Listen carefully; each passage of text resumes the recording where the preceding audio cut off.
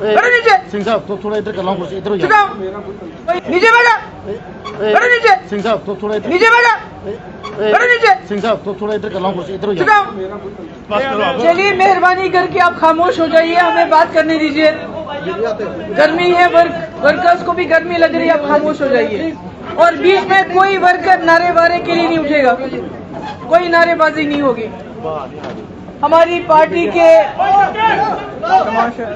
नीचे बैठो। बैठो नीचे। सिंह साहब तो थोड़ा इधर कर लो, कुछ इधर हो चुप जाओ। रहो।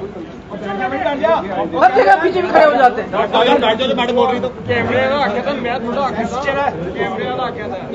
इस तरह नहीं चलेगा, आप लोग शोर करेंगे तो आप तशरीफ ले जाइए। हमने वर्कर्स के साथ बात करने के लिए मीटिंग बुलाई है, आप बात ही नहीं करने दे रहे हो। सबसे पहले मैं आज कांग्रेस की जमात को और राहुल गांधी जी को मुबारकबाद देना चाहती हूं कि उनको दोबारा पार्लियामेंट में रीइंस्टेट किया गया। हालांकि उनका जो फैसला था, जो गुजरात की अदालतों ने फैसला दिया था, उस पे सुप्रीम कोर्ट ने कई सवाल उठाए। मगर अब सवाल ये पैदा होता है कि अगर किसी गरीब के साथ कोई नाइंसाफी हो, वो कहां जाए? सब लोग तो सुप्रीम कोर्ट नहीं जा सकते। और सुप्रीम कोर्ट बार बार कहता है जो नीचे कोर्ट्स हैं वो कहीं ना कहीं कुछ ठीक नहीं हो रहा है। वहां पर जिनको बेल मिलनी चाहिए उनको बेल नहीं मिलती, जिनको नहीं मिलनी चाहिए उनको मिलती है। बलात्कारी हो, भ्रष्टावादी हो, बाकी हो, उनको बेल त्रुटि होती है पुलिस की तरफ से, नो ऑब्जेक्शन।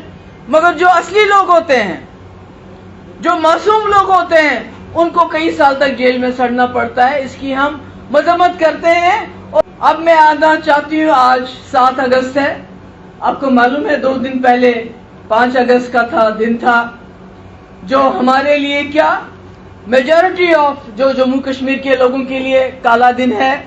जम्मू के लोगों को गलत फहमियां थी, उनको भी दूर हो गई वो।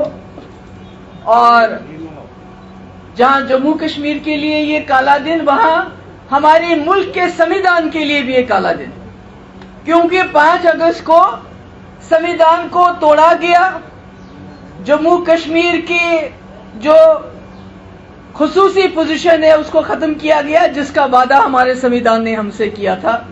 हमारे मुल्क की लीडरशिप जवाहरलाल नेहरू से लेके सरदार पटेल क्या, बाकी लीडरशिप क्या, सबने वादा किया था कि जम्मू कश्मीर की जो विशेष यहाँ के लोगों का कल्चर है, अलग अलग मजहब के लोग रहते हैं, आपकी इस विशेषता को हम खत्म नहीं होने देंगे, एक वादा किया था।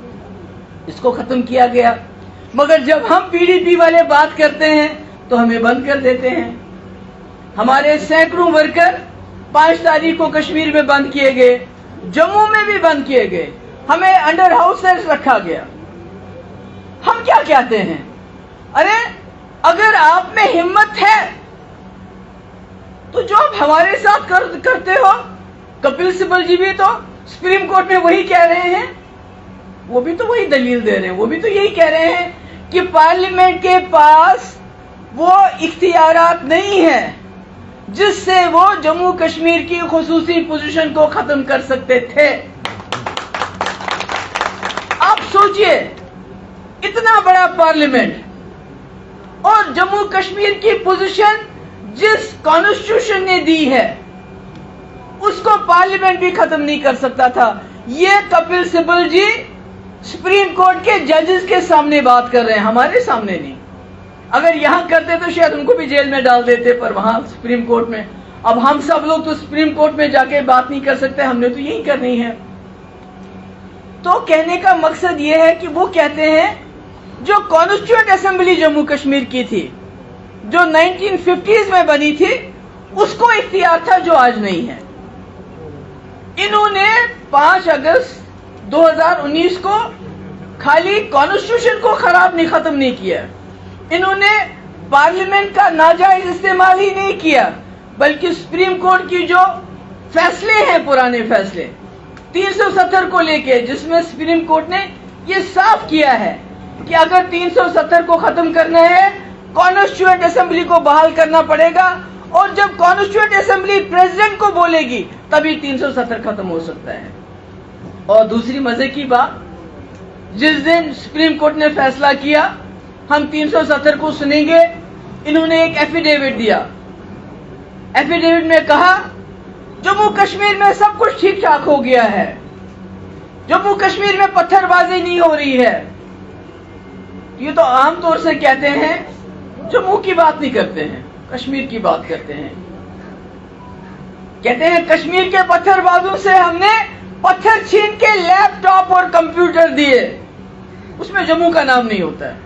वो दिए न दिए उसके लिए हमें हरियाणा, यूपी, तिहाड़, ये जो है कोट बिलवाल, कश्मीर के जेलों में जाके देखना पड़ेगा। वो जो स्टोन पेल्टर नहीं भी हैं, क्या उनके हाथ में कंप्यूटर और लैपटॉप दिए हैं, ये देखना पड़ेगा। मगर इनसे मैं ये सवाल पूछना चाहती हूं, बीजेपी वालों, आप दावा करते हो कश्मीर में हमने स्टोन पेल्टिंग बंद कर दी, पर आपने तो पूरे मुल्क में स्टोन पेल्टिंग शुरू कर दी। ये सही है कि गलत है? ये सही है गलत है? आज जहां दंगे वहां स्टोन पेल्टिंग, ये क्या हो रहा है मुल्क के अंदर? क्या हो रहा है? मणिपुर से लेके हरियाणा तक क्या हो रहा है आज? इन्होंने मुल्क को किस आग में झोंका है? उसमें कहते हैं एफिडेविट में, हमने 370 इसलिए खत्म किया, हमने एम्स बनाया। अरे बाबा, एम्स तो मेरे वक्त में शुरुआत हुई थी, एक कश्मीर में, एक जम्मू में। हमने मेडिकल कॉलेज बनाए। अरे बाबा, मेडिकल कॉलेज तो डॉक्टर मनमोहन सिंह ने दिए थे, आपने क्या दिया? टनल बनाए, वो तो डॉक्टर मनमोहन सिंह ने शुरू किए थे, आपने क्या किया? फलानी सड़क बनाई, अरे वो भी तभी शुरू हुई थी, या मेरे वक्त में शुरू हुई थी, या उससे पहले शुरू हुई थी, आपने क्या किया? और 370 और एम्स का क्या, इसका क्या कनेक्शन है? आप तो कहते हैं सब चंगा है। अगर चंगा है तो कल अगर हमारे वर्कर यहां पर शांतिपूर्ण प्रदर्शन करना चाहते थे तो आपने उनको बंद क्यों किया? कश्मीर में क्यों बंद किया? ये कैसा नॉर्मलसी है? ये कैसा अमन है कि पीडीपी का वर्कर अगर बाहर निकलता है तो उससे वो अमन खराब हो जाता है? ये सोचिए कि इन्होंने जम्मू कश्मीर के हालात कहां के पर लेके आए।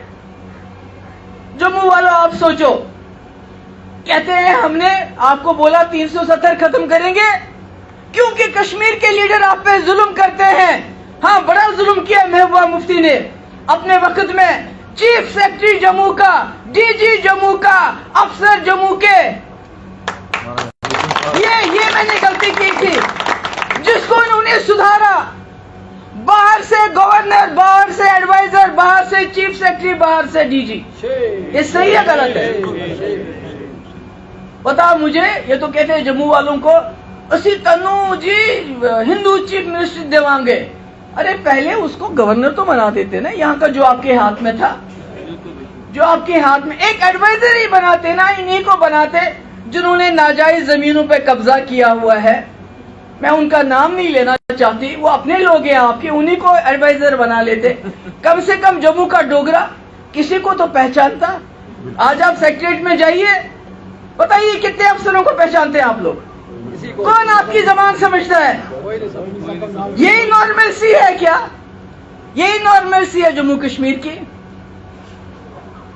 उन्होंने एफिडेविट में ये भी तो कहना चाहिए था आपने कि हमने ये नॉर्मलसी का ड्रामा करने के लिए कितने हजार नौजवानों को, जिन्होंने पत्थर की शक्ल नहीं भी देखी है, उनको जेलों में बंद करके रखा है, वो भी बताना चाहिए था। नॉर्मलसी के तौर पे ये भी बताना चाहिए था कि जम्मू कश्मीर में सबसे ज्यादा बेरोजगारी है। ये क्यों नहीं बताया? ये सही है गलत है? ये क्यों नहीं बताया एफिडेविट में कि जितनी भी भर्तियां हुई हैं जम्मू कश्मीर में 2019 से लेके, उसमें सब घपले और घोटाले हैं? ये भी बताना चाहिए था, जिसकी वजह से हमारे नौजवानों को क्या दिया? कश्मीर के नौजवानों को, पत्थर वालों को कहते हैं लैपटॉप दिए, कंप्यूटर दिए। जम्मू के नौजवानों को क्या दी? बेरोजगारी, शराब की दुकानें, ड्रग्स जो अडानी के पोर्ट से आते हैं गुजरात से, वो कहां जाते हैं? बताइए क्या दिया जम्मू के लोगों? आप मुझे बताओ कि आपको क्या दिया? कश्मीर में तो कहते हैं हमने G20 कराया, हमने जी बहुत वहां टूरिस्ट भेजा, 2 करोड़ टूरिस्ट भेजा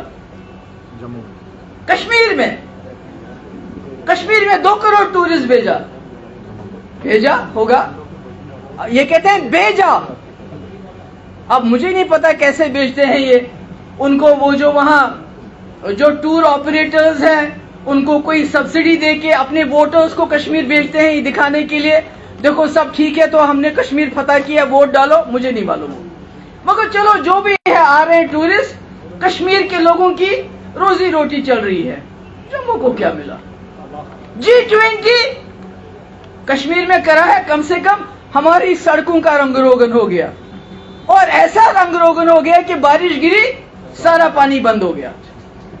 श्रीनगर ही खुदा न खासा डूबने लगा था, मगर जम्मू में तो वो रंग रोगन भी नहीं हुआ। अगर G20 कराना इतना अच्छा था टूरिज्म के लिए, एक मीटिंग जम्मू में भी करवाते। और क्यों करवाएंगे? क्यों करवाएंगे? इनको लगते हैं जम्मू के लोग हमारी जेब में हैं। क्यों है जेब में? कि यहां एक ही नुस्खा है। मुझे याद है ये जो जम्मू के लोग हैं, इन्होंने 80 की दहाई में मुफ्ती साहब को यहां से जिताया था। मगर मुझे समझ नहीं आती ये बीजेपी के हिंदू मुस्लिम झगड़े में कैसे आते हैं? कैसे आते हो आप लोग? कैसे आपके टमाटर के भाव के बदले नौकरियों की बात के बजाय, महंगाई के बजाय जब इनके लीडर आते हैं, भाइयों बहनों, औरंगजेब और बाबर उनको याद आते हैं।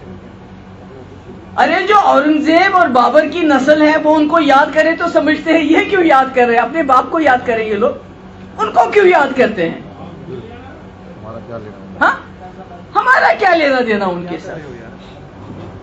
तो मैं आज जम्मू के लोगों के साथ खासकर बात करना चाहती हूं कि आप मुझे बताओ, आज कोर्ट में एपटेक का केस चल रहा है, वही एपटेक जिसने यहाँ के हजारों नौजवानों के कैरियर बर्बाद कर दी, किए कि नहीं किए? नौजवान पढ़ते लिखते हैं, चाहे वो फायर इमरजेंसी सर्विस हो, चाहे वो सब इंस्पेक्टर हो, चाहे वो जल शक्ति डिपार्टमेंट हो, चाहे वो फाइनेंस डिपार्टमेंट हो, हर जगह इन्होंने दांधलियां की। आज एपटेक का कोर्ट है और आप जानते हैं उसकी वकालत कौन कर रहे हैं? एलजी एडमिनिस्ट्रेशन उनकी वकालत कर रहे हैं। किसके खिलाफ? यहां के नौजवानों के खिलाफ। तो कैसे चलेगा? जम्मू के लोगों मुझे बताओ कैसे चलेगा? मैं यहां किसी जमात की सिफारिश करने नहीं आई हूं। कांग्रेस में 1000 बुराइयां थी, मगर वो देश को उन्होंने जोड़ के रखा, देश को तोड़ने नहीं दिया। उनमें बड़ी बुराइयां थी, बहुत बुराइयां हो सकती हैं, मगर देश को एक बंटवारा हो गया 1947 में। एक तरफ से मुसलमान कट्टरपंथी, दूसरी तरफ से यही हिंदू कट्टरपंथी। तब तो देश के 2 हिस्से कर दिए, वो तो मुसलमान चले गए वहां, मगर आज जो हिंदू कट्टरपंथी ये रह गई हैं जमातें, ये इंसानों का बंटवारा करना चाहती हैं। उसमें जम्मू के लोगों को समझना होगा। क्या कहते हैं? आते हैं, जब आपके पास आते हैं, मुझे बताओ, क्या कभी उन्होंने आपकी बेरोजगारी की बात की? क्या कभी महंगाई की बात की? क्या कभी जम्मू के टूरिज्म की बात की? क्या आपकी मुश्किलों की बात की? एक ही बात, परिवारवाद, परिवारवाद, परिवारवाद, गांधी नेहरू फैमिली, मुफ्ती फैमिली, अब्दुल्ला फैमिली। मैं समझती हूं कि गांधी नेहरू फैमिली से इनको इतनी चिढ़ क्यों है? क्यों? क्योंकि मोतीलाल नेहरू ने अपने बेटे जवाहरलाल नेहरू को विलायत से बुलाया, पढ़ लिख के बोला अंग्रेजों के तलवे नहीं चाटने हैं इनकी तरह, बल्कि अंग्रेजों के खिलाफ लड़ना है, जेल जाना है 10 साल। वो शख्स जेल में रहा, पढ़ लिखे, उसको क्या था? वो भी करता इनकी तरह चाटोकारी, जो इनके लोगों ने की, माफिया मांगी, चाटोकारियां की, वो भी करता। उसके बाद उसी जवाहरलाल नेहरू ने गांधी के साथ मिलके, आजाद के साथ मिलके, अंबेडकर के साथ मिलके, सरदार पटेल के साथ मिलके 1947 में जब वो वजीर आजम बने, ऐसा ही माहौल था जो मणिपुर में है, वो सारा माहौल पूरे हिंदुस्तान में था। उस हिंदुस्तान को संभाला, उसको संजोया और हमें एक ऐसा मुल्क दिया जो जमहूरियत पे, जो भाईचारे पे, जो गंगा जमुना तहजीब पे। उसके बाद उन